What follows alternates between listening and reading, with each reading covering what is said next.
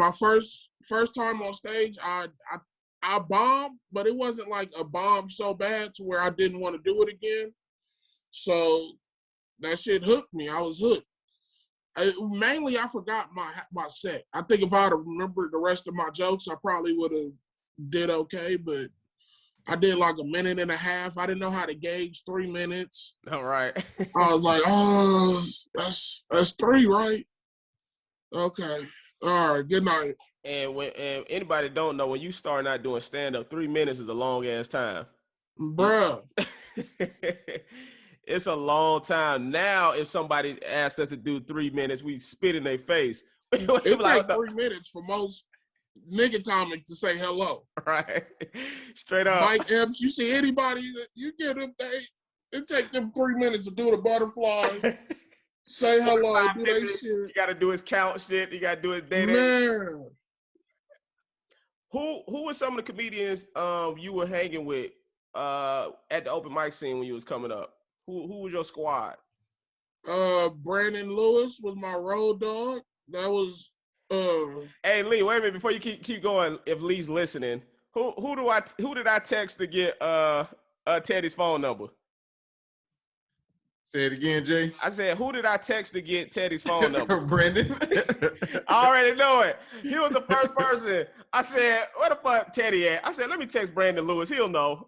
And then I was about to text Doughboy, but I think you had already hit me back. I don't think I text Doughboy. But anyway, hilarious. But who else? Who else you Ezell. I just remember me, Brandon, Ezell was at Mike's every day. I had a homie named Plug. We would be at Mike's every day. Niggas be thinking I'm lying, but I swear I saw Jerrod Carmichael at least 6-7 times a week. I was in the open mics with Jerrod. Let me tell you, I remember when Jerrod came onto the scene. I think I was doing a MTV show. I had went away. I was doing open mics. He wasn't there. I went off to do maybe Disaster Date on MTV or some shit like that. I go to the Improv open mic one day, and everybody's like, have you seen this guy, Jerrod? Have you heard Jerrod? Oh, my God, Jerrod's amazing. Have you seen Jerrod? I'm like, who the fuck is Jerrod? Like, bruh, it went from never knowing about this dude to everybody was like, oh, my God, Jerrod. And then I seen him perform, and I was like, oh, okay, yeah, he cool, he funny. We had a conversation. I was like, oh, I seen his stand. I was like, yeah, smart stuff. I'm not going to lie. I did not know he was going to ascend so quickly like he did. I did. Damn. I knew it when I did a joke one night. We did the same show. I talked about Fantasia, and this nigga talked about political science. And I was like, oh, this nigga out of here. This nigga out of here. His mind different. I'm up here talking about Fantasia. Why she can't sing her songs because her tongue too big. I mean, you're just speaking truth. Shit. I'm going to tell you another Jerrod story. He pushed me to become a better comedian because it was the Belly Room one night, Crack 'em Up Thursdays. Shout out to Michelle Murdoch. Shout out Michelle motherfucking Murdoch. Man, straight up. She done put on so many comics. I'm going to have to do an episode with her. Just like if you don't know, you need to know about her. On the real. He went up maybe 2 people before me. And it was packed that night too. The Belly Room, a smaller room at the Comedy Store on Sunset. It hold about 50 people or some shit like that. Maybe a little, I don't know, more or less. Right. He killed. He had a O.J. Simpson joke. O.J. Simpson. Mind you, this ain't 1995 he doing the O.J. Simpson joke. This is like fucking 2013 or some shit. He doing the O.J. Simpson joke. Destroys. I was like, oh shit. I'm like, Justin, you have to now step your game up. I was gonna go up there bullshitting that night.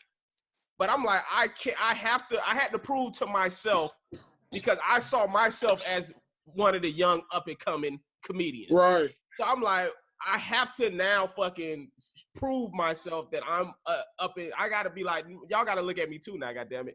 So he pushed me to be a better comedian after seeing him that night. When it came, he for sure pushed me to be a better comedian, and he pushed me to really focus on comedy. I think Jerrod started popping in a time where also the social media started popping. And people was trying to tell me this is what success is. And I was like, no, I didn't see my bro do it accurately, nigga, with accuracy, nigga, on a level to where I can't even explain. So don't tell me I gotta sit up and I have to be the Vine, nigga. I have to. No, I don't have to do that, nigga. Woo. What you just said is bars. I talk about all the time about how when we were coming up, there was a stand-up comedian versus online comedian battle going on in the streets. And I was the same way. I was like, I want to be known as a stand-up comedian. And I stopped. So I had got on Vine because everybody was like, get on Vine, get on Vine. I was like, all right, motherfucker, let me get on Vine. Because I remember I was doing YouTube. You met me, I was doing YouTube. I was on YouTube early. I went viral early. I stopped doing it because I didn't want to be known as a YouTube comedian. So that's why I got off of YouTube. And really, when I met you, I was making my comeback to online stuff. So I had already went viral before. I had did like a Chris Brown Rihanna sketch that took off and did millions of views. So I was already kind of building that, but I didn't want to be known as a YouTube comedian. I stopped doing it. Spoken Reasons booked a movie called The Heat off of his YouTube success. And I was like, man, fuck that. I need to get my ass back on YouTube. So I got back on YouTube. Maybe like that third video, so it's that BET Cypher one we did. That took off. So I'm like, this shit is easy for me. That's what I was like, I'm good with the sketches. I get on Vine. I got off YouTube again, or so I wasn't doing it as much. Got on Vine because everybody said get on Vine. I was.